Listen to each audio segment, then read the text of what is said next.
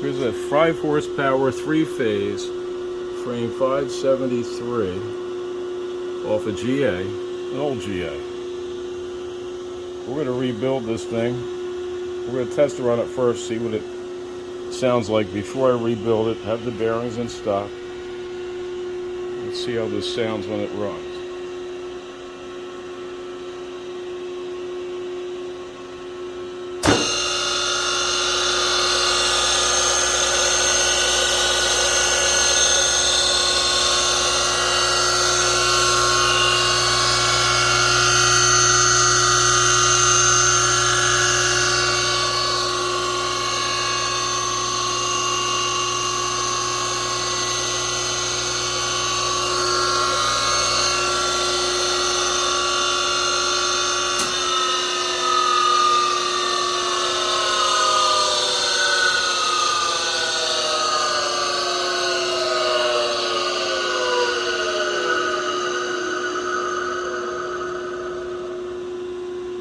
Took a while to shut down, let's spin down. Let's see how it does once it's rebuilt.